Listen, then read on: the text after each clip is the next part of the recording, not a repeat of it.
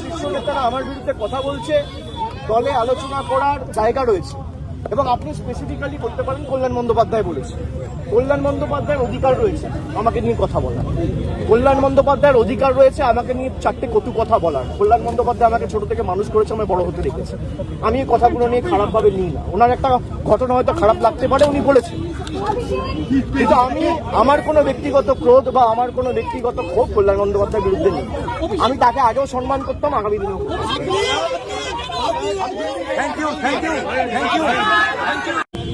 আমি মিডিয়ার বন্ধুদের বলবো, কোনো স্পেকুলেশন, কোনো আলোচনা না করে যদি কেউ ভুল তথ্য পরিবেশন করেন, আমরা কিন্তু বাধ্য হব হাইকোর্ট সুপ্রিম কোর্ট অবধি যেতে পৌঁছাতে। আপনাদের দায়িত্ব, আপনারা সঠিক তথ্যটা মানুষের কাছে উপস্থাপিত করবেন, পরিবেশন করবেন। আপনারা রটনাকে ঘটনা বানিয়ে দেখাবেন না। আমার সাথে তদন্তকারী সংস্থার কি কথা হলো, আমার সাথে অন্য কারোর কি কথা আপনি দেখিয়ে দিচ্ছেন। আমার সাথে রাহুল গান্ধীর মিটিং হয়েছে, তৃতীয় ব্যক্তি কেউ নেই, আমি আর রাহুল গান্ধী। কি কথা হয়েছে আপনাদের মিটিংয়ে? আমি মিডিয়ার সাথে কথা বলবো। আপনারা জানছেন কোত্থেকে? আপনারা আপনাদের মতো স্পেকুলেট করে খবর যা পাচ্ছেন বলে দিচ্ছেন। যা প্রশ্নগুলো করেছে আমি তো এখানে আলোচনা করতে পারি না, যদিও আমি দেখছি মিডিয়া অনেক কিছু বেরিয়েছে। আমায় কি প্রশ্ন করেছে তদন্তকারী সংস্থার কাছে আর আমার সাথে কি আলোচনা হয়েছে, এটা মিডিয়ায় চলে আসছে। এবং আমি বাড়ি ফেরার আধ ঘন্টার মধ্যে আমাকে প্রথম প্রশ্ন কি করা হয়েছে, আমাকে দ্বিতীয় প্রশ্ন কি করা হয়েছে, আমাকে তৃতীয় প্রশ্ন কি করা হয়েছে, আর উত্তরে আমি কি বলেছি, সব আমি দেখছি মিডিয়ায় রিপোর্ট হয়ে গেছে। আমি এটা নিয়েও আগামী দিন হাইকোর্ট মুভ করব।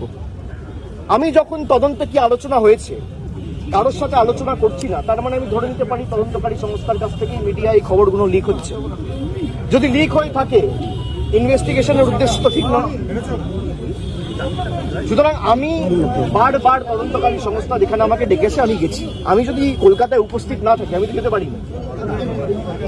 আমার সামর্থ্য অনুযায়ী যেখানে যখন প্রয়োজন হয়েছে যে মামলায় ডাকুন। আর এখন সরকার পাল্টেছে, এরা বিভিন্নভাবে মামলায় আমাকে ট্যাগ করে।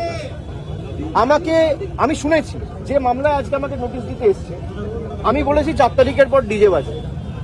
আমি প্রশ্ন করতে চাই যে আমি যদি সত্যি কোনো ভুল বলে থাকি, আমি এই স্টেটমেন্টগুলো কবে করেছি? নির্বাচন চলাকালীন। নির্বাচন যখন চলছে, ল অ্যান্ড অর্ডার, আইন শৃঙ্খলা কার আন্ডারে? ইলেকশন কমিশনের আন্ডারে। মমতা বন্দ্যোপাধ্যায়ের আন্ডারে তো ছিল না।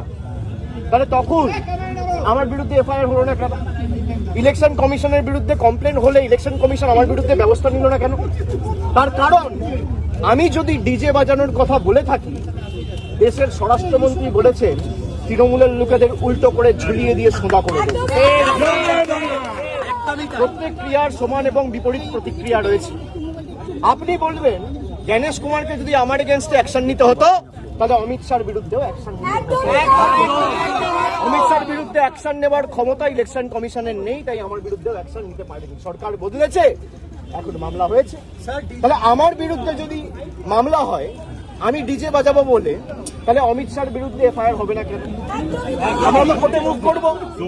তদন্তকারী সংস্থার কাছে রাজ্যের মুখ্যমন্ত্রী যদি এই কেস আমি বাংলা থেকে বহিরাগতদের আক্রমণ করেছি বলে আমার ভাষণে এই তদন্তভার সিআইডিকে দেওয়া হয়, তাহলে যে বহিরাগতরা এসে বাঙালিকে আক্রমণ করেছে সেই মামলার দায়ভার কেন সিআইডি বা সিবিআই কে দেওয়া হবে না? এই প্রশ্ন তো উঠবেই। এই প্রশ্ন তো এড়িয়ে যেতে পারে না। আপনারা এসব চাপের রাজনীতি, দল ভাঙানো আমরা অনেকদিন ধরে দেখছি। এসব করে কোনো লাভ নেই। 30 লক্ষ মানুষকে আপনারা ভোটার তালিকার বাইরে রেখে ভোট করেও তৃণমূল 41% ভোট পেয়েছে। 2,60,00,000 ভোট তৃণমূল কংগ্রেস পেয়েছে। তাদের প্রতিনিধিত্ব তৃণমূল কংগ্রেস করবে। এক চুল জায়গা তৃণমূল কংগ্রেস ছাড়বে না। থমকে চমকে সিআইডি দিয়ে, সিবিআই দিয়ে, দল ভেঙে, উৎসাহ করে, গায়ের জোরে কর্মীদের মিথ্যা মামলায় ফাঁসিয়ে ফলস কেসে ইমপ্লিকেট করে, পার্টি অফিস দখল করে, বাড়ি ভেঙে, ঘর জ্বালিয়ে তৃণমূল কংগ্রেসকে দমিয়ে দেবো। সিপিএম এর বিরুদ্ধে লড়াই করে 34 বছরের জগদ্দল পাথরকে সরিয়ে তৃণমূল কংগ্রেস ক্ষমতায় এসছে মানুষের আশীর্বাদ। 2011 সালের পরিবর্তন আর 2026-এর পরিবর্তনটা খালি একটু তুলনা করুন। মানুষের মধ্যে কোনো আবেগ নেই, স্বতঃস্ফূর্ততা নেই। 8টার পর রাস্তা শূন্য, ফাঁকা। বিজেপি বিজয় মিছিল বার করতে পারছে না। যারা বড় বড় ভাষণ দিচ্ছে, আমি বলবো রাজনৈতিকভাবে মোকাবিলা করুন। মানুষ যদি আপনাদের জিতিয়ে থাকে, মানুষের জন্য কাজ করুন। মানুষ বুলডোজারের জন্য ভোট দেয়নি, মানুষ কর্মসংস্থানের জন্য ভোট দিয়েছে, শান্তি শৃঙ্খলা সম্প্রীতির জন্য ভোট দিয়েছে।